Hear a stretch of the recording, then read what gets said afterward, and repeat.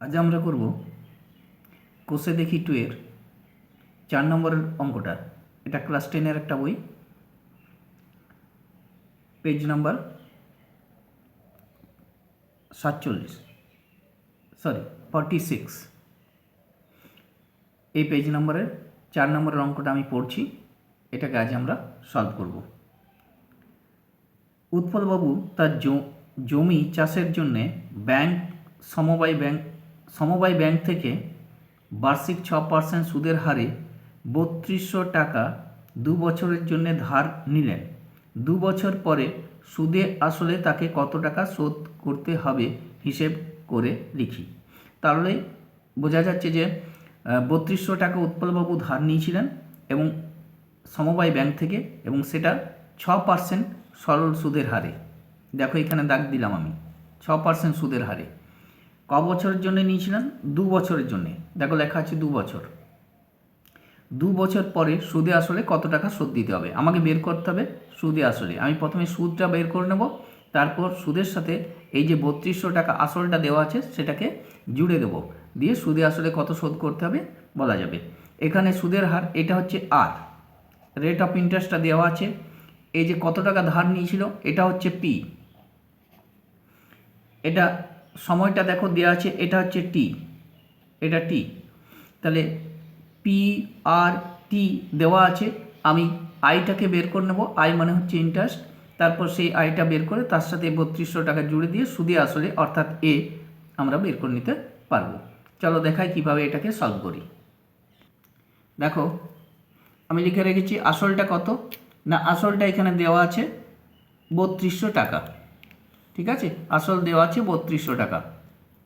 তা আমি এখানে লিখে দিচ্ছি আসল হচ্ছে 3200 টাকা। সুদের হার কত পার্সেন্ট আমি দেখিয়েছি, দেখো সুদের হার দেওয়া আছে 6%। সময় ক বছরের জন্য সেটাও দেখো দেওয়া আছে 2 বছর। এখানে কি করব না, এটা সুদে আসলে বার করব, তো এটা জিজ্ঞাসা চিহ্ন। এবং এখানে সুদটাও দেওয়া আছে, দেখো এখানে কি দেওয়া আছে না সুদ কত প্রথমে সেটাও বের করতে হবে। সুদ কত, সুদ মানে হচ্ছে আয়, এটা কত এটাও বের করতে হবে। এটা বের করার পর এখানে আমরা সুদ আর আসলটা জুড়ে দিয়ে, এই যে আসলটা দেখতে পাচ্ছি জুড়ে দিলে সুদে আসলটা পেয়ে যাব। আমরা প্রথমে বের করব এইটাকে, এইটা বের করব সুদ কত হবে। তা আমরা জানি formula I is equal to P R T by 100। I is equal to P R T by 100। পিটা আমার কত দেওয়া আছে ইজ ইকুয়াল টু পি কত দেওয়া আছে দেখো 3200 টাকা, বসিয়ে দিচ্ছি 3200 ইন্টু আর কত দেওয়া আছে 6%, 6 লিখবো, পার্সেন্টেজটার জন্য 100 নিচে নিয়ে নিয়েছি। টি কত দেওয়া আছে 2 বছর, দেখো এটা টি, দেখো এখানে টি 2 বছর, এখানে 2 বছর বসিয়ে দিয়েছি। নিচে কত দেব 100, এই দুটো শূন্য এই দুটো শূন্য কেটে গেল, এটা কেটে গেল, কত এলো 6 দুগুণে 12, 12 দুগুণে 24, হাতে 2, 12 3 36, আর 2 38, এত টাকা। তাহলে সুদ হিসাবে কত টাকা দিতে হবে 384 টাকা। অতএব সুদে আসলে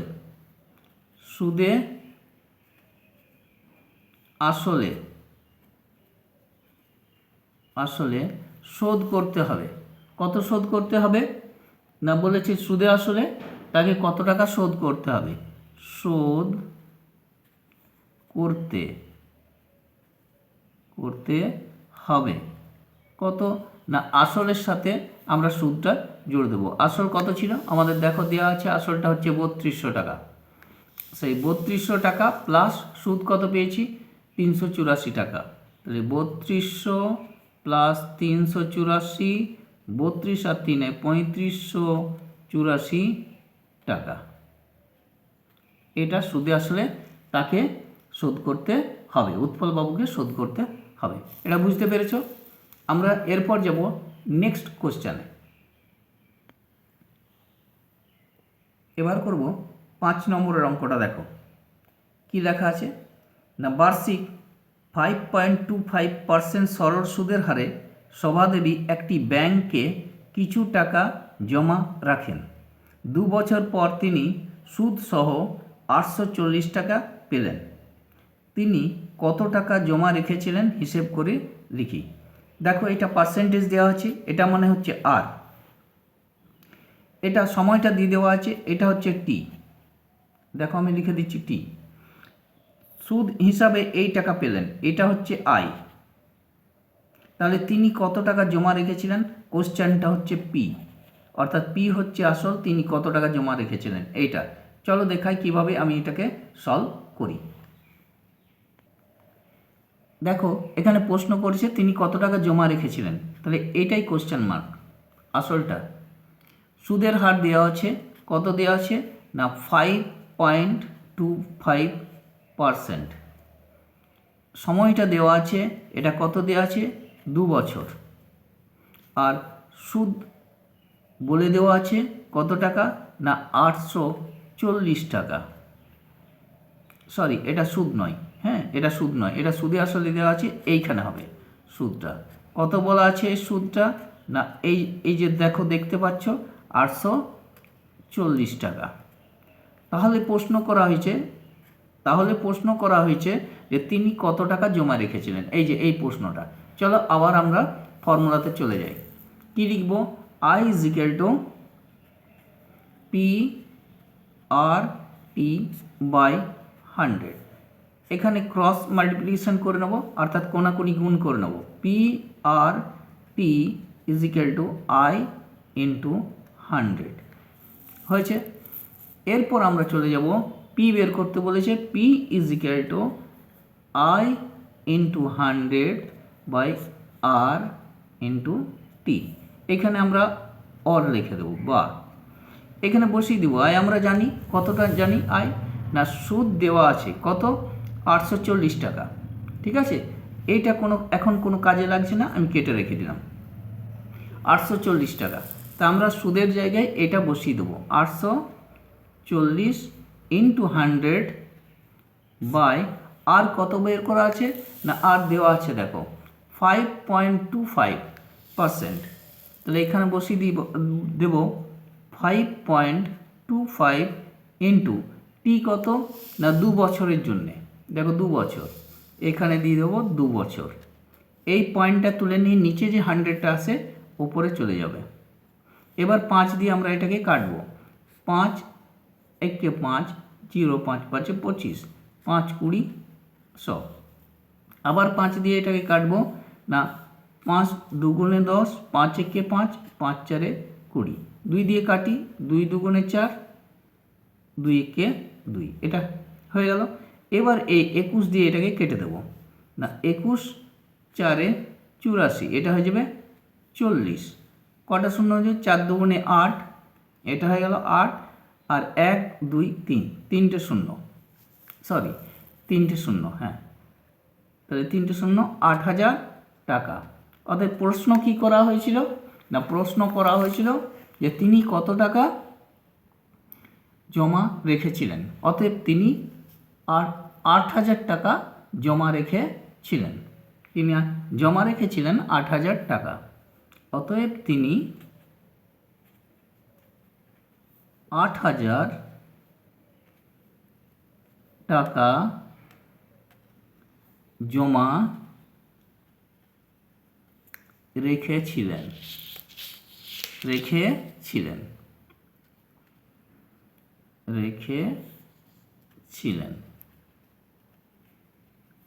আরেকবার দেখে নাও না কি কি দেওয়া আছে না এখানে দেওয়া আছে দেখো সুদের হারটা দেওয়া আছে 5.25, সময়টা 2 বছর দেওয়া আছে, সুদ কত পেয়েছে না 840 টাকা। প্রশ্ন করা হয়েছে তিনি কত টাকা জমা রেখেছিলেন। তা আমরা জানি I is equal to P R T by 100, cross multiplication করেছি, সেখানে পি এর মানটা বের করে নিয়েছি। I is equal to 100 by R T, মানগুলো বসিয়ে দিয়েছি। কত অ্যান্সার এসছে না 8000 টাকা। অতএব তিনি 8000 টাকা জমা রেখেছিলেন, এটাই উত্তর। 8000 টাকা তিনি জমা রেখেছিলেন। এবার আমরা যাব নেক্সট কোশ্চেনে। এবার আমরা করব 6 নম্বরের। দেখো 6 নম্বর দাগ নম্বর 6 এটাও কোর্সে দেখি 2 এর। গৌতম একটি মুরগি খামার খোলার জন্য একটি সমবায় ব্যাংক থেকে বার্ষিক 12% সরল সুদের হারে কিছু টাকা ধার নিলেন। প্রত্যেক মাসে 378 টাকা সুদ দিতে হয়। তিনি কত টাকা ধার নিয়েছিলেন? অর্থাৎ এখানে যেমন আসলটা বের করতে বলেছে, ঠিক আছে। আসল মানে আসল যে ও ধার নিয়েছিল, আসল সেটাই হয় যেটা জমা দেওয়া হয় অথবা যেটা ধার নেওয়া হয়। তো এখানে প্রশ্ন করা হয়েছে কত টাকা ধার নিয়েছিল, মানে সে কত টাকা ধার নিয়েছিল যার জন্যে তাকে প্রতি মাসে 378 টাকা সুদ দিতে হয়। তাহলে আমাকে আসলটা বের করতে হবে, মানে পি। এখানে কোশ্চেন মার্ক যেটা আছে কত টাকা ধার নিয়েছিল, এটা পিটা হচ্ছে কোশ্চেন মার্ক, পি। সুদের হার দেখো দেওয়া আছে, এটা আর, এটা হচ্ছে R%। সময়টা দেখো দেওয়া আছে 1 মাস, এটা হচ্ছে টি। আর সুদ দেওয়া আছে দেখো, এটা হচ্ছে আয়, 378 টাকা। চলো কিভাবে এটাকে সলভ করি দেখাই। দেখো এখানে দেওয়া আছে আসল, দেখো এখানে আসলটা প্রশ্ন করেছে, এখানে আসলটা প্রশ্ন করেছে। সুদের হার দেওয়া আছে 12%, আমি এখানে লিখে দিচ্ছি সুদের হার 12%।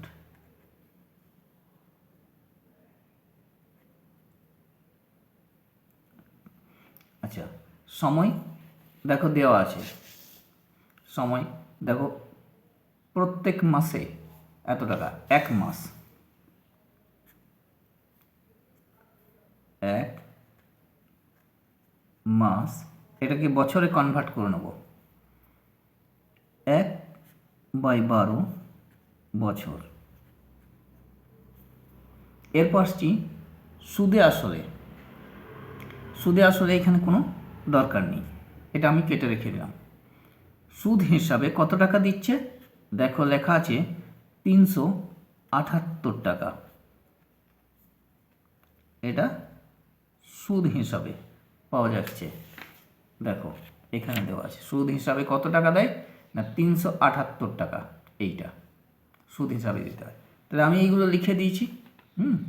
এবার আমি বের করব যে ফর্মুলা বসাবো I = PRT/100, সেখান থেকে আমরা পিটা বের করে নেব। I = PRT/100। এটা করার পর এখানে 1 বসিয়ে কোনাকুনি গুণ করে নেব। PRT = I ×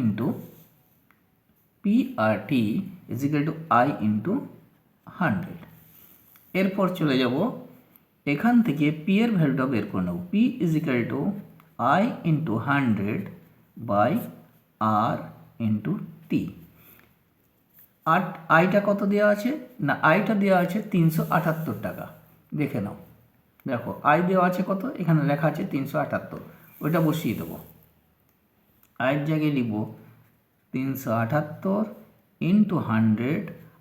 R rate of interest কত দেওয়া আছে না, দেখো লেখা আছে 12%, এখানে বসিয়ে দেব 12 ইন্টু টিটা কত না, টিটা দেখে নাও 1/12 বছর, 1/12 বছর, এখানে বসিয়ে দেবো 1/12 বছর।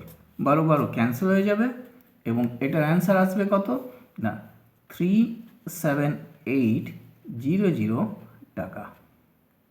এটা হয়ে গেল আসলটা। তাহলে সে কত টাকা, প্রশ্ন কি করা হয়েছিল না তিনি কত টাকা ধার নিয়েছিলেন, অতএব লিখব তিনি ধার নিয়েছিলেন।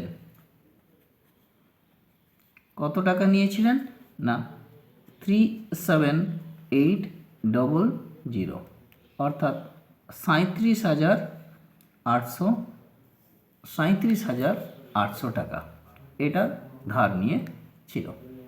এরপর আমরা যাব নেক্সট কোশ্চেনে। দেখো এবারে 7 নম্বরের কোশ্চেনটা পড়ছি। বার্ষিক 6% সরল সুদের হারে কোনো টাকা কত বছরে দ্বিগুণ হবে হিসেব করে লিখি। বার্ষিক কত পার্সেন্ট, এটা হচ্ছে রেট অফ ইন্টারেস্ট, এটা আর সুদের হারে কোনো টাকা, আমি ধরে নেব এই টাকাটা যে এক্সটা দ্বিগুণ হবে মানে 2x হবে, ঠিক আছে। কত বছর হবে এটাই জিজ্ঞাসা চিহ্ন। টাইমটা এখানে জিজ্ঞাসা করেছে।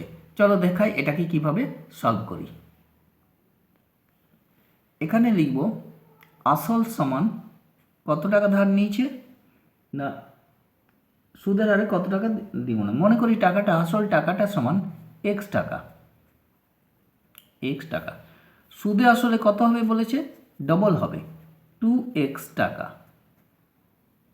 2x টাকা, তাহলে সুদ কত হয়ে যাবে, না সুদে আসল থেকে আসলটাকে মাইনাস করে দিতে হবে। কত হবে 2x minus x is equal two x টাকা। রেট অফ ইন্টারেস্ট কত দিয়েছে, না রেট অফ ইন্টারেস্ট দেওয়া হয়েছে 6%। এটা লিখে দেব 6%।